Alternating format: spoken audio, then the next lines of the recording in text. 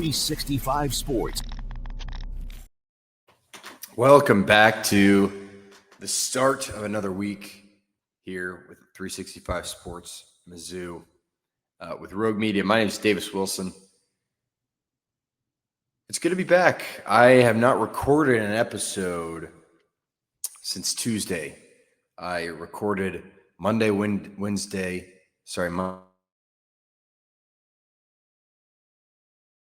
because I went out of town for Thanksgiving, and hope everybody had a great Thanksgiving. I did. I had a great one.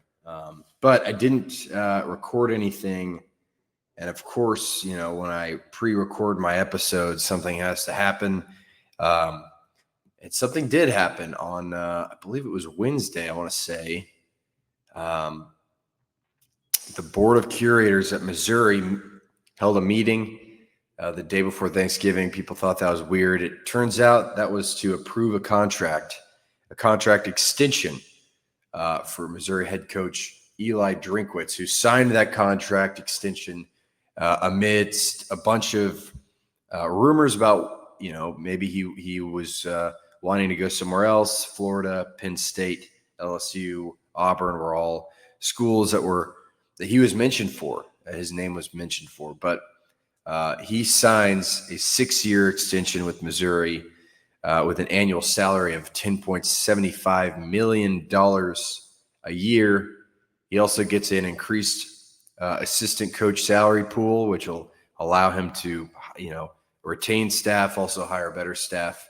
But I think, you know, and this was a crazy, crazy week on the coach carousel. I'm going to talk about that. That's probably most of what this episode is going to be, just running through what has happened in the SEC so far this year. But I'll tell you, like, this is a great day for Missouri fans. This is a great week for Missouri fans. Drinkwitz has done an incredible job with this program, and I think Missouri showed a real commitment to him and the football program by offering this extension. You know, Drinkwitz asked for an increased salary pool, NIL, you know, certain NIL promises and contributions. Missouri gave it to him, and I think that is a sign that this team and this program are serious about getting to that next level. I think Drinkwitz has done an outstanding job with what he's had since he's come to Missouri. He never has the most talent. He never has the most NIL money, but he has turned this Missouri program into a really, really respectable team in the SEC, and one that I would say has been at least a contender in the SEC since 2023. That's 3 years in a row where you could have said at the beginning of the year, Missouri has at least a chance to make some noise. And they didn't win the SEC. They didn't even compete for the championship at all in any of those years. But they've won 30 games since the start of the 2023 season. There's a bowl game this year pending. I think Drinkwitz that's a huge thing. And you know, I think there are some people who may be frustrated with the way this year went. And I'll say that it wasn't a great year for Missouri. It was a good year, but I think that the fact that an 8-4 season with wins over your three rival games, Kansas, you won. South Carolina, you won. Arkansas, you won. Like, you're 8-4 with 3 wins in trophy games. I think if that's where you're disappointed as a Missouri fan, I think this program is in an awesome spot. And Missouri also has a chance to go win its third straight bowl game and get to 9 wins on the year. I just think, like, if that is where, and Drinkwitz even said it was a good year, not a great year. If that's your baseline for a good year, I think that just shows you that things have changed here for Missouri. The expectations have changed. Commitment has changed.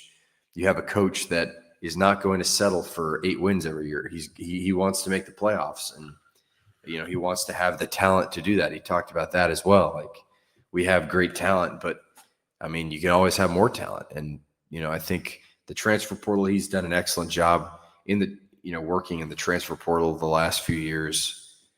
I think he's done a good, he was really at the forefront of the NIL movement for Missouri. Missouri was kind of a flagship state almost for NIL because of what the state government did and everything. So I think there's a real commitment here from the state and for the university, and I think it's a really exciting thing. And I don't know if Drinkwitz was going to get a job anywhere. It seemed like he was a backup option for a lot of these schools. There was a report that a contract fell through with Penn State, which is why they moved on. I don't know, I have no way to confirm the validity of that, but I think that, when your coach his name's being thrown around here, at all these big schools, all these big name schools, and the fact that he stays, even if maybe he wasn't going to get some of those jobs, I think the fact that he stays put is huge, not only for this year. I mean, not only for the future, but for this year, because, I'll talk about it in a little bit, but the coaching carousel, I don't know what Missouri was going to be able to do if Drinkwitz would have left for Florida or Penn State or LSU or whatever. I think it would have been a tough thing. And so I think overall, Wednesday was a big day for Missouri football. Drinkwitz signs a 6-year extension. I think that, they're giving him what he's asking for, and that's pretty exciting. I think, Missouri's kind of always been a middle of the road SEC team since it's, joined the conference, over a decade ago. And now I think there's a certain level of, confidence and I guess hope that this athletic department has for this team now. I mean, it's not just, okay, let's go win 8 games, make a bowl game. It's let's go to the playoffs. Let's go compete for the SEC championship. And that,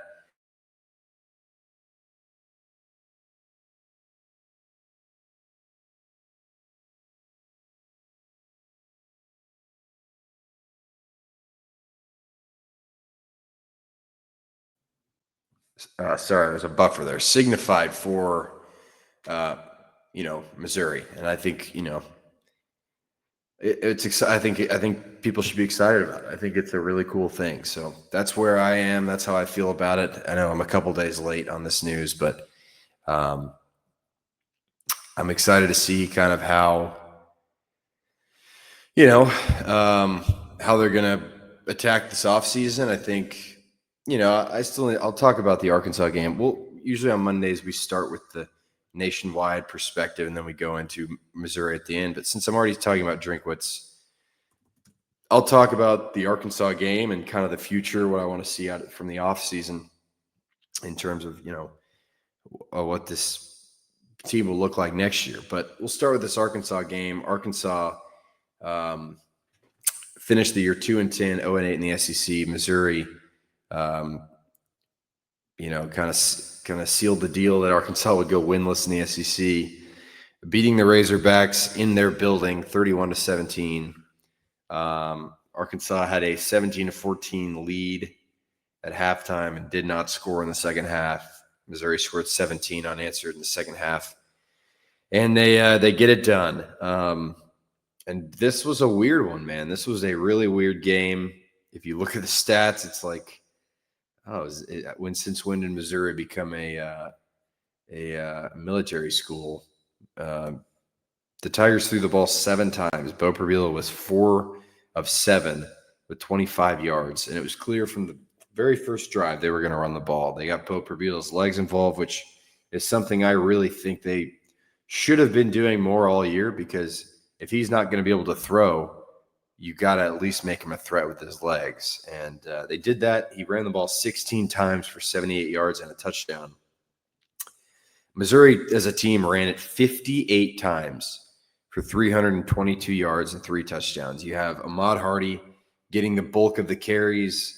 it was kind of a mad dash there at the end to see if he could finish the season with a nation lead in the SEC, in the rushing yards. Didn't quite get there, but he did run 27 times for 157 yards and a touchdown. Jamal Roberts, really, really efficient, 11 carries, 100 yards, a touchdown, averaged 9.1 yards per carry. You have Kevin Coleman Jr. has 2 carries for 20 yards. In terms of the passing game, Norfleet, 2 catches for 13 yards, Roberts, 1 catch for 10 yards, Manning, 1 catch for 2 yards. Offensively, really weird. And I think probably what Missouri did here is just say, we're not good at passing, so we're not even going to try to do it today. And they just said, we're going to run it because Arkansas wasn't going to be able to stop this run game. And I think this is the type of game where you can get away with doing something crazy, like throwing it 7 times and running it 58 times, because Arkansas's defense is just terrible. But I don't like that for the future. This should not be. This should not be what the offense looks like going forward. I think it's a shame because you have a lot of talent in your wide receiver room, and I think there's a good chance that some of those guys transfer. Kevin Coleman Jr. is gone; he's out of eligibility. But if you're a Missouri wide receiver, what have you seen this year that makes you say, "Yeah, this is where I want to be. This is where I can be the most productive"?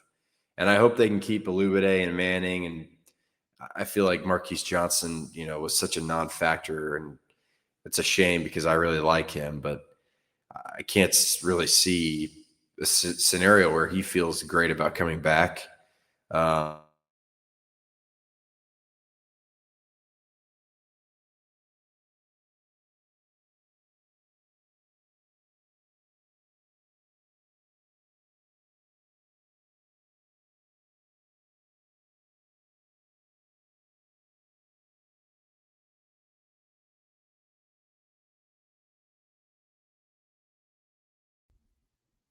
The first thing, sorry for the delay again. Good grief. This Wi-Fi is horrible.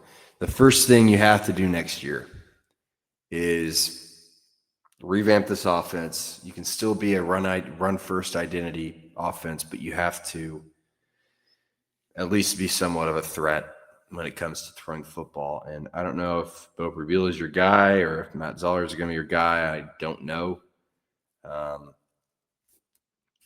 But they have to establish some sort of threat through the air. I think it's one of the things that has held Missouri back in this Drinkwitz tenure is that they really haven't had a prolific passing offense yet. And so they're going to have to get that sorted out. But a win is a win. The defense played really well, only really allowed 1 touchdown because the other one was a strip set or didn't strip it. Bo Pribula dropped a fumble and it was returned for a touchdown.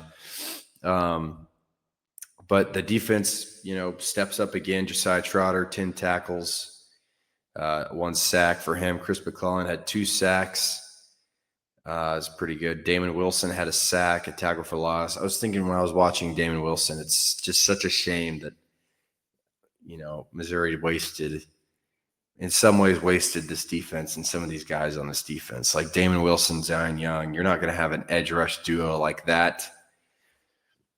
I would guess for a long time. That's a special duo that was really productive this year. And it's just sad that the offense wasn't just a little bit better because then we could keep watching Damon Wilson. But I think he and Young are gone.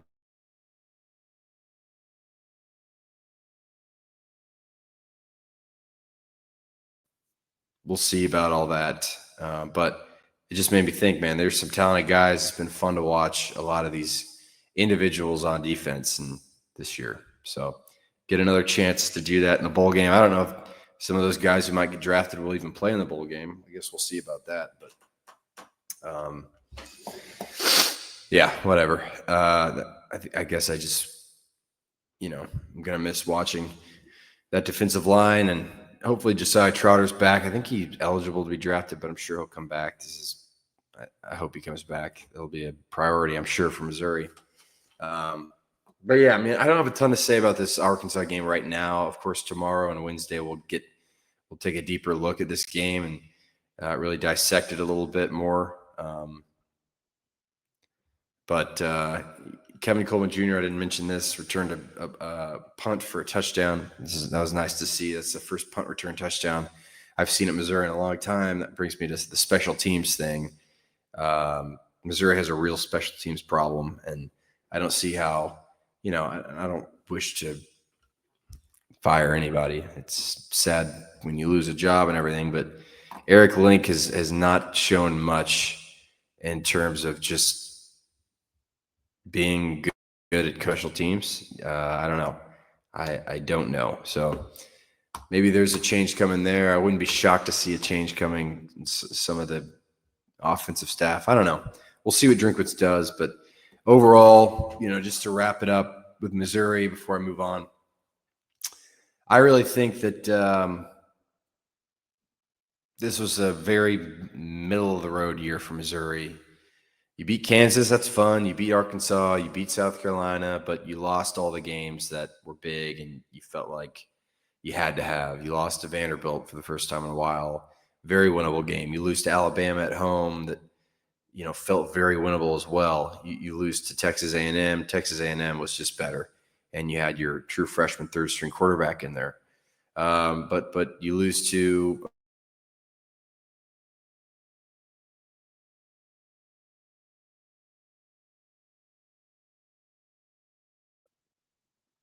were games that you could have or maybe even should have won. I think they should have beat Vanderbilt. I think they should have beat Oklahoma. I think they definitely could have beat Alabama.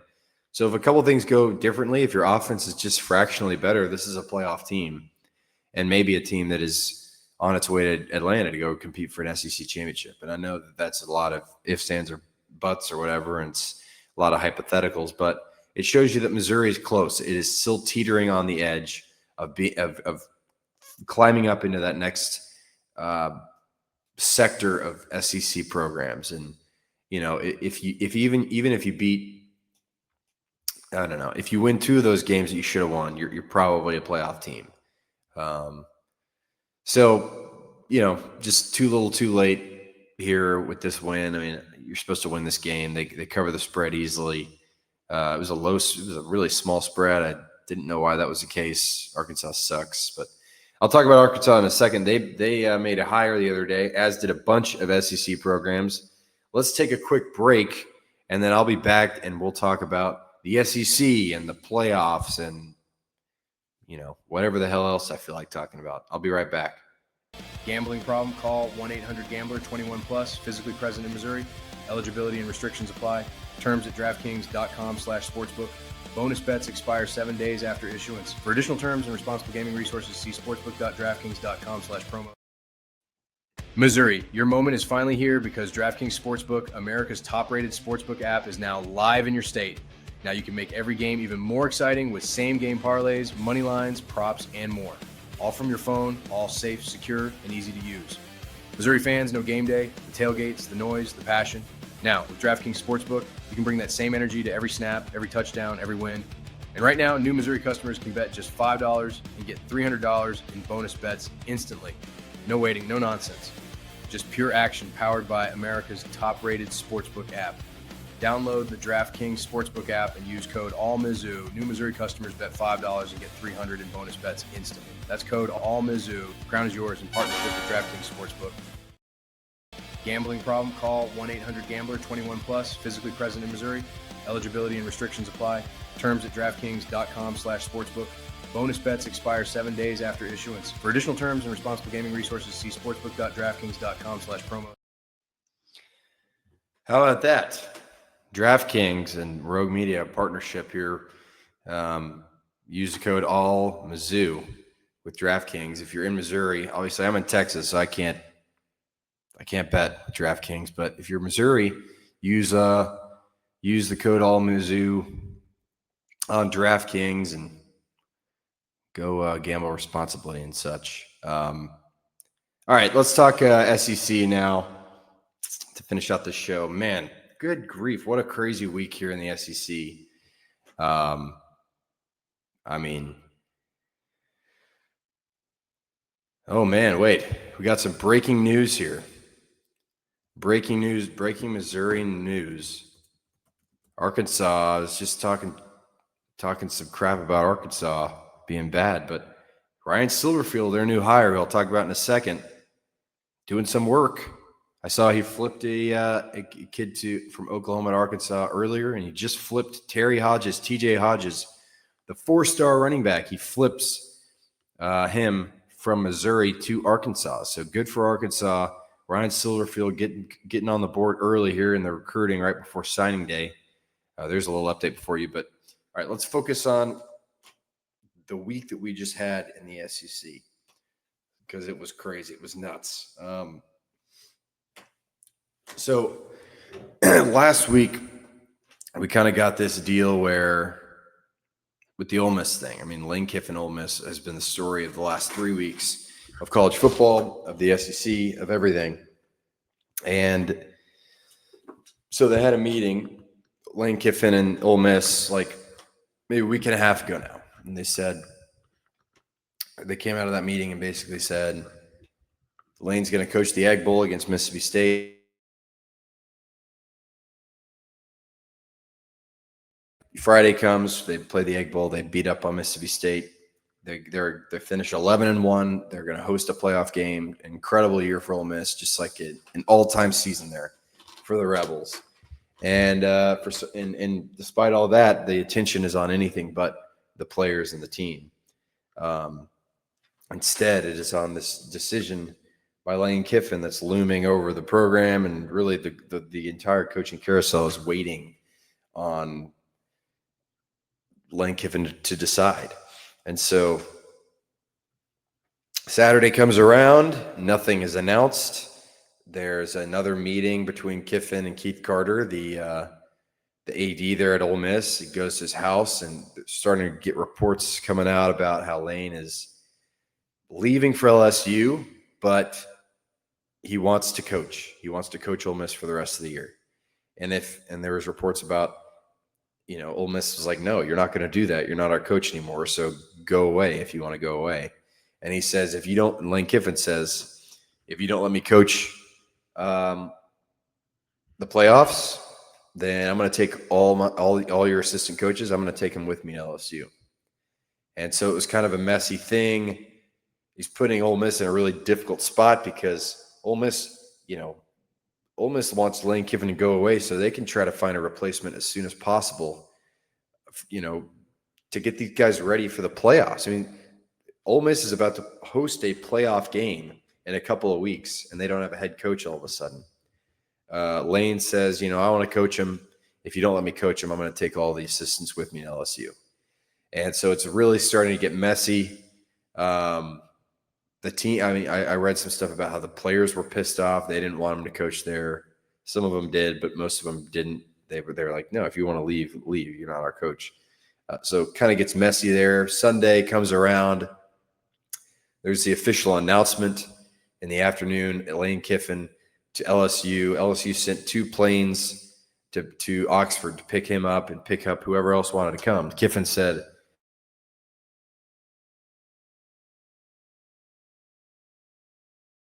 if you want to come to LSU with me, you better get on the plane right now, or else you don't have a job for me anymore. So a couple of their assistants went. Their offensive coordinator went. A couple other, I think their strength and conditioning coach went. But Ole Miss, so let's talk about LSU first before that.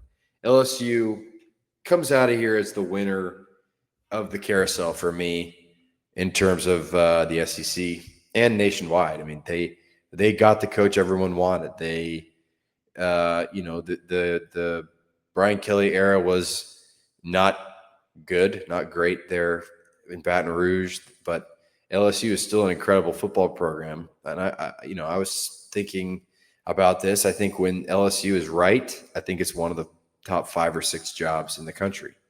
So I think they made the great hire, Lane Kiffin. And I get people say like, oh, Lane's never done anything. Lane's never made the playoffs. Lane's never won a championship. But I think there is, that is true if you're just going to look at results. But when you look at the way he's coached, when you look at the way he's turned Ole Miss around, I think there's no denying that this guy is as a star in the coaching world.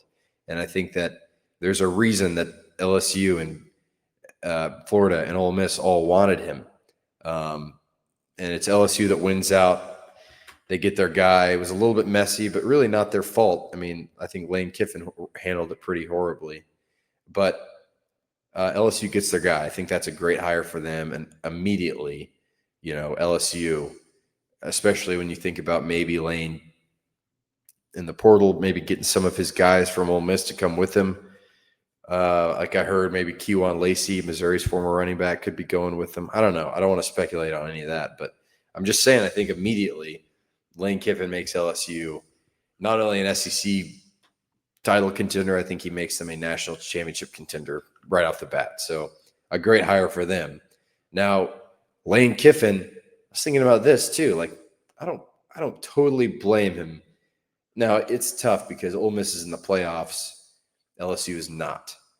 You've coached for 6 years. You've rebuilt this roster. You've done everything you can do just to have a chance to play in the playoffs, and you finally get that chance and you leave. Now, in a vacuum, if you take that out, which you can't take that out realistically, but if you can, LSU is the better program than Ole Miss. It is a huge job. It is, that is a huge program. So I don't necessarily blame Kiffin for wanting that job. I think the way he did it was really, pretty shitty to LSU. To Ole Miss. I think if he wanted the job, he could have taken the job weeks ago and let Ole Miss move on. Now, if it were me, and it's hard because of the money that's thrown around and other things, I don't think I would be able to leave a playoff team, a team that you have taken to the next level of college football. Ole Miss and LSU are not that far apart in terms of Ole Miss has the NIL money. Lane Kiffin's been dominant in the transfer portal. I think that you've turned Ole Miss into what you hope to turn LSU into. LSU, while it is a great job and a big time name, Ole Miss is like, you've worked so hard for this. You finally make the playoffs and you're going to leave your team. I don't think I'd be able to do that, honestly. I have a bit of experience of that. In my college football 26 dynasty, I was with Minnesota, and I've turned Minnesota into a really great team. We're one of the best programs in the country now. But LSU came and offered me a job, and I was in the playoffs and had a chance to go win a championship for Minnesota. So I turned LSU down, and maybe that was the wrong choice. I don't know. But I just think, I'd worked so hard, to build up this little Minnesota program, and I couldn't bear to leave them with the playoff trip on the line. And it was a tough decision for me. So I can only imagine.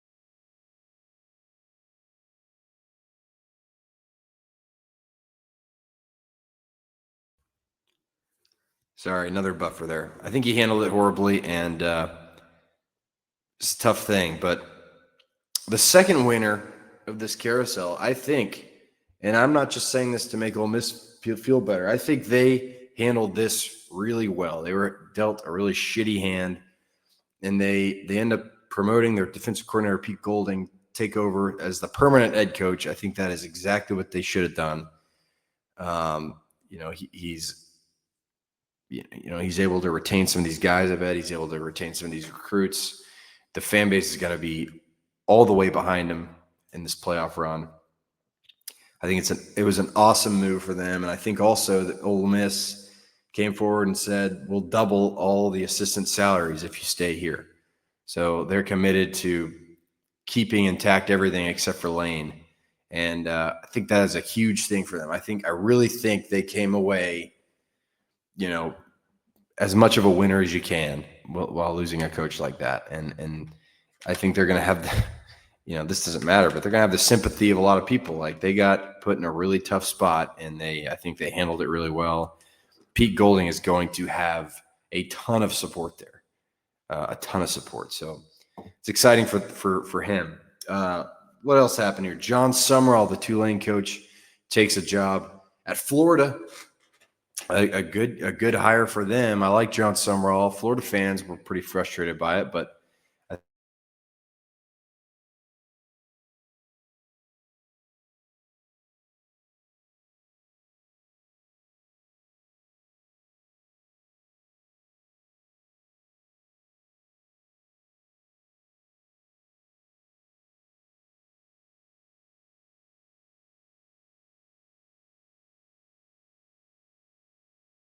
all right, I'm about to just end this episode because this Wi-Fi is so bad, and I'll fix it by tomorrow, but I'm going to try to finish it out. Billy Napier, Florida was kind of scarred by that, but I think John Summerall is a great coach and is a good hire. So John Summerall to Florida. You have Alex Golesh, who is the Southern Florida coach. It was reported earlier in the week that he was going to go to Arkansas, but the contract was never finalized. I think Arkansas may have been a little bit premature in leaking that or whatever. And Golesh ends up taking the Auburn job, which I think is a pretty good hire for them. We'll see. I mean, it's hard to know with these G5 coaches. But Golesh turns down Arkansas, hires Auburn. And this is where Arkansas fans get pissed off because, not only does that coach leave, they end up going for Ryan Silverfield, the coach at Memphis. I think they should give Ryan Silverfield a chance, but they were pissed with this hire, pissed with Hunter Yurchek, their AD. They staged a big protest yesterday at the football facility. Didn't end up doing anything. Ryan Silverfield will be the coach at Arkansas. I think they should give him a chance because who knows? I mean, Ryan Silverfield beat Arkansas already this year, so you're at least that's something. But yeah, that's how things go. Mark Stoops, Kentucky, also fired, so Kentucky also is having to make a hire. I don't know why in the hell they waited so long because everyone's gone now. I don't know what the heck they're going to do, but that's the situation there in the SEC. Alabama and Georgia will face off in the title game. It's funny after all the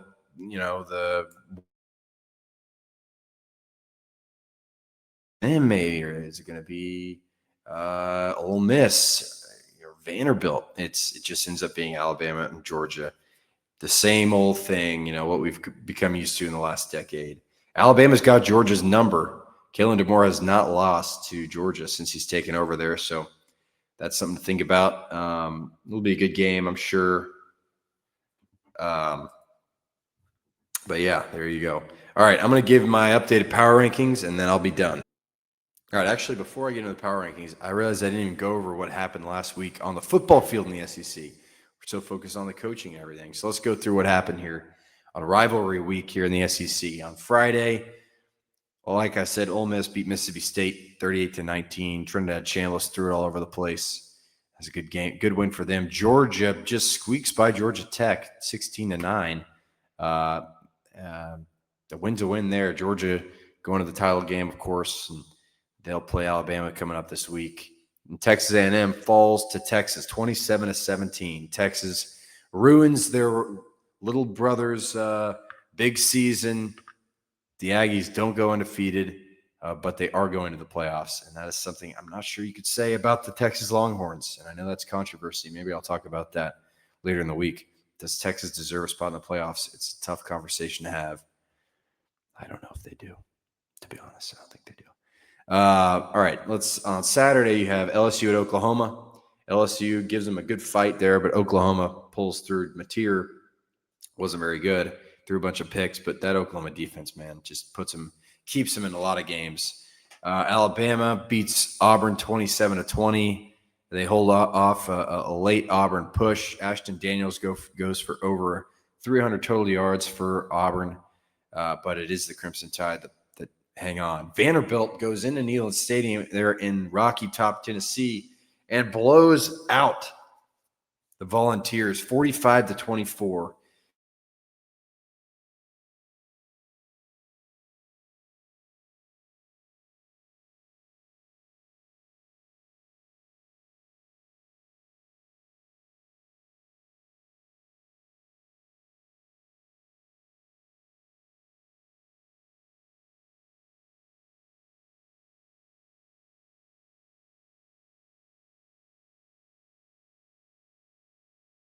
Good grief. Just a horrible effort there by Kentucky. Clemson takes care of South Carolina 28-14. I don't know what the hell South Carolina is going to do next year. We'll see. Missouri beats Arkansas 31-17. Florida State goes to the Swamp. Florida beats them 40-21, finishing the season on a high note. Florida, after beating Alabama to open the year, misses a bowl altogether. Ends up 5-7. That's pretty crazy. All right, here's my power rankings for the SEC this week. Arkansas still at the bottom, winless. Missouri fans know how that feels. Missouri went winless in basketball a couple of years ago in the SEC. It's no fun. Arkansas down there at the bottom. Kentucky at 15. They got a couple wins, but they were just totally embarrassed by their rival Louisville. Mississippi State there at 14. Again, embarrassed by their rival, but made some strides this year. Had a chance to win a lot more games than they did. Florida, number 13. A new era of Florida football coming up. Could be exciting. Who knows? South Carolina at number 12. Again, I don't know what the heck they're going to do. Actually, I'm going to change that. Switch Florida and South Carolina. South Carolina at 13 and Florida at 12. Then you have LSU at 11. Boy, those fans are excited. I know some LSU fans, and they're pretty excited for little Lane Kiffin there in Baton Rouge. Auburn, I have Auburn at 10. Held their own against Alabama. Almost got a big-time upset win. Tennessee at 9. Horrible showing for them, but they're better than all those other teams. Missouri, number 8. You have Oklahoma at number 7. Squeaks by LSU, probably a playoff team. Actually, for sure a playoff team. But not –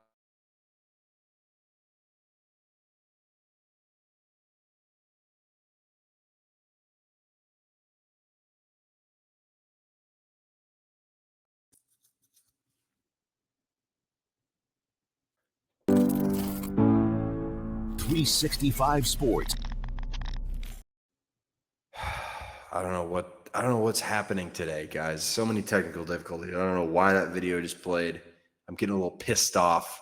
So I'm going to finish this up, try to fix whatever the hell went wrong today with the buffering and the random video that just played. I apologize, guys. It's been a while since I recorded. Cut me some slack, maybe. But Texas beats Texas A&M. Gives them a chance to make the playoffs. I don't know if they should, but they have a chance. Vanderbilt at number 5. What a win for them. Good grief. They should be a playoff team. Alabama at number 4. Gets it done against a big rival. Always like that. Ole Miss at number 3. Crazy last couple of weeks, but they navigate it and finish 11-1. Pete Golding. I mean, golly, what if they went and won the national championship? That would be crazy. Do they give Lane Kiffin a ring? Things ended pretty sour there. I guess they would have to, but I don't know. Texas A&M still at number 2. You know, they're still really good. I always knew they weren't going to go undefeated. They weren't that good. And Texas is big brother there. And number 1, you have Georgia. Georgia slipping by Georgia Tech. That's all. All right, those are my updated power rankings. Again, sorry, guys, for the difficulties here. I'll fix them for tomorrow. Come back, though. I'm going to talk about Missouri's offense against a very one-sided offense there against one-dimensional offense against Arkansas. I'll talk about all that tomorrow. Come back for that. Appreciate you all for joining me. Have a great Monday. I'll see you. 365 Sports.